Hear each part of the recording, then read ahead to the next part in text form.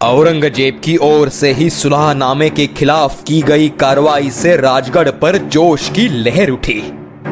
अब मराठे पुरंदर पराभव और आगरा में हुए अपमान का बदला लेने के लिए मुक्त हुए। इन 4 साल की शांति काल में महाराज ने स्वराज्य में सुशासन तथा आर्थिक स्थिति में भी अच्छा सुधार लाया था। महाराज ने युद्ध की घोषणा करते ही पूरे स्वराज्य भर से मावड़े राजगढ़ पर जमा होने लगे। मुहिम मुकर्रर की गई। 1670 ईस्वी के प्रारंभ में वराड़, उत्तर गंगाथड़ी, औसा इन प्रांतों पर मराठों का सैन्य टूट पड़ा। महाराज की आगरा रवाना होने के कठिन काल में स्वराज्य की बागडोर 70 साल की आई साहेब ने संभाली थी। औरंगजेब का हिंदू द्रोही तेवर उन्हें काफी तकलीफ पहुंचा रहा था। वह हमेशा इस देवता भूमि को स्वराज्य में तब्दील होते देखना चाहते थे। इसी विचारों में स्वराज्य तथा शिवशाही का जन्म हुआ था। आई साहेब राजगढ़ के पद्मावती माची पर बने महल में रहती थी। यहीं से ईशान्य दिशा में स्थित एक महाप्रचंड किला उनका मन मोह लेता था और उस पर औरंगजेब का हरा निशान देखकर बड़ा दुख भी होता था। वह किला था कोंढाणा, जो पुरंदर तह में मोगलों को सौंपा गया था।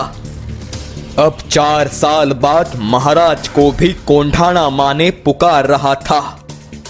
कोंढाणा को जितना कठिन था ही, पर उस पर वीर राजपूत किलेदार था, जिससे कड़वा संघर्ष क्रम प्राप्त था। यह सरदार था जोधपुर के राठौड़ वंश में उत्पन्न 38 साल का उदयभान राठौड़, जिसने किले की सुरक्षा अभेद्य रखी थी। और इसी कठिन कार्य को अंजाम देने का निर्णय किया महाराज ने। अब इस मुहिम को फतेह कौन करेगा? महाराज के पूछते ही एक मराठा वीर सहर्ष आगे आया। बोला, महाराज, कोंढाणा गढ़ मैं स्वराज्य में लाकर ही दम लूंगा। कोंढाणा जैसा ही जिगरबाज बहादुर महाराज का बचपन का दोस्त सूबेदार तानाजी मालुसरे था। वह तानाजी के हाथ में कोंढाणा मुहिम देकर महाराज निश्चिंत हुए। उन्होंने बचपन से तानाजी का शौर्य और पराक्रम देखा था। स्वराज्य की आरंभ से अफजल खान की स्वारी और तलकोकण के संगमेश्वर में सूर्यराव सुर्वे के खिलाफ तानाजी अपना लोहा मनवा चुके थे। महाड़ के उमरठा गांव में स्थित तानाजी महाराज से बीड़ा वस्त्र पाकर आई साहेब का आशीर्वाद लेकर निकल पड़ा कोंढाणा जीतने। तानाजी के साथ उसका छोटा भाई सूर्याजी खड़ा था। कोंढाणा जीतने के लिए जेधे देशमुख के कुछ आदमी और कुछ मावड़े ऐसे 500 वीरों को लेकर योजना शुरू हुई। गनिमी कावा तंत्र का उपयोग कर गिने चुने मावड़ों के सहित कोंढाणा मुहिम पर तानाजी निकलने वाले थे। और दिन तय हुआ 4 फरवरी 1670 ईस्वी मध्याह्न रात। पहले 12 साल कोंढाणा स्वराज्य में होने से उसकी चप्पे चप्पे से परिचित था तानाजी। उदयभान ने सिर्फ तट और बुर्जों पर ही नहीं, बल्कि जंगल में भी सख्त पहारा बिछाया था। सिर्फ एक डोनागिरी का कड़ा ऐसा था जहां से परिंदा भी पर न मार सके, वह उसने खुला छोड़ा था। उसकी ऊंचाई, कठिनता के कारण यहां से शत्रु के आने की गुंजाइश नहीं थी। इसी डोनागिरी कड़े को पार कर कोंढाणा को हथियाने की योजना बनने लगी। रात का समय, ऐसे में पश्चिम खाई में डोनागिरी के तल में हलचल होने लगी। उसके सीधे ऊंचे कड़े पर रस्सी डालकर मावड़े रेंगते हुए ऊपर चढ़ने लगे। पहले 2 मावड़ों की सफलतापूर्वक चढ़ाई के बाद नीचे रस्सी छोड़कर सूर्याजी तथा और मावड़े ऊपर चढ़ाए। मुगल सिपाहियों को संदेह हुआ। तभी तान्हाजी और सूर्याजी ने हर हर महादेव की जय घोष से शत्रु की कत्तल शुरू की। अचानक से हुए हमले से राजपूत संभल नहीं पाए। कौन है ये, कहां से आए, अब क्या करें, समझने से पहले घमासान युद्ध शुरू हुआ। उदयभान को खबर मिलते ही बौखलाए हुए वह ढाल तलवार निकालकर युद्ध में शरीक हुआ। राजपूत हाशिम कुल मिलाकर 1200 सैनिक लड़ने लगे। इतनी पाबंदी तोड़कर शत्रु अंदर कैसे आया, सोचते हुए उदयभान मराठों पर टूट पड़ा। मराठों से 3 गुना अधिक सैन्य पर विजय पाने हेतु तान्हाजी सूर्याजी शत्रु को कत्ल में तब्दील करने लगे और उदयभान और तानाजी दोनों वीर एक दूसरे के सामने खड़े हुए। दोनों जबरदस्त योद्धा, कोई किसी से कम नहीं।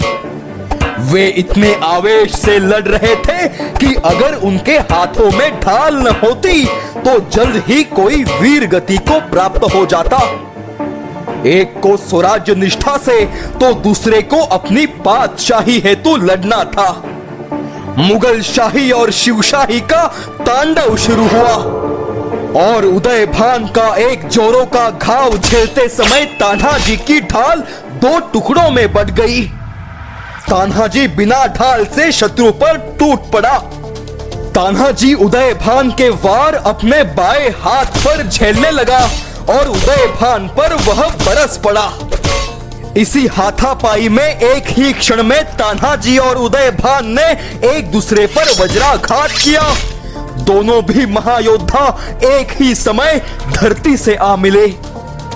सरदार तान्हाजी को धाराशायी होते देख मराठा सैनिकों में भगदड़ मच गई। वे भागने लगे।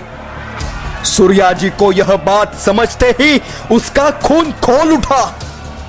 तुम्हारा सरदार यहां लड़ते लड़ते धाराशायी हुआ है और तुम भाग रहे हो। नामर्दों की तरह भागने से बेहतर मर्दों जैसे लड़ो। बचकर महाराज को क्या मुंह दिखाओगे। अब तो गढ़ जीतकर ही दम लेंगे। चलो। हर हर महादेव। इसी गर्जना ने फिर से मराठों में जोश भरा। हर कोई भीम पराक्रमी बन लड़ने लगा। तान्हाजी के मृत्यु तक 500 राजपूत मारे गए थे, मगर वह संख्या अब 1000 से ऊपर जा पहुंची। किले पर भगवा परचम लहराने लगा। सूर्याजी को चैन मिला, पर इस लड़ाई में उसका राम तान्हाजी वीरगति को प्राप्त हुआ। अब महाराज पूछेंगे, मेरा तान्हा कहां है? तो क्या जवाब दे? महाराज राजगढ़ से कोंढाणा पर निगाहें गाड़ कर बैठे थे। सूर्याजी ने कोंढाणा पर आग जलाकर सांकेतिक संकेत देते ही राजगढ़ पर खुशी की लहर दौड़ गई। सूर्याजी ने अपना जासूद महाराज के पास भेजकर इतिवृत्तात्मकता समझाया। तान्हाजी मारे गए, यह राजगढ़ के लिए गहरा सदमा था। कोंढाणा आने की खुशी से भी बचपन का मित्र खोना यह कई ज्यादा दुखदाई था। महाराज के साथ आई साहेब की संस्कारों में पला तान्हा न रहा। इस अपरिमित क्षति को झेलते हुए महाराज ने सूर्याजी की प्रशंसा करते हुए मावड़ों का यथोचित सम्मान किया। यह सब करते समय तान्हाजी का विरह पल भर भी दूर न हो पाया। स्वराज्य की इतिहास में तान्हाजी सूर्याजी का नाम स्वर्णिम अक्षरों में लिखा गया। तान्हाजी के बलिदान बाद कोंढाणा को सिंहगढ़ नाम महाराज ने दिया, ऐसा नहीं है, बल्कि सिंहगढ़ यह नाम पहले से प्रचलित था। सिंहगढ़ से हुई मुहिम की शुरुआत आगे मोरोपंत, निरोपंत और अनाजी पंत ने बखूबी निभाई।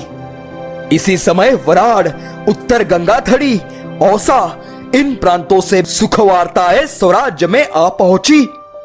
मोगली प्रांत मराठों ने साफ कर लिया। तान्हाजी के जाने की मायूसी अब भी कायम थी। राजगढ़ पर कामकाज शुरू हुआ। फाल्गुनी पूर्णिमा की रात तभी राजगढ़ के दारुणी महल में हलचल, चिंता, उत्सुकता बढ़ाने वाली घटना घटित हुई। दारुणी महल से सुखद वार्ता पूरे किले पर फैल गई।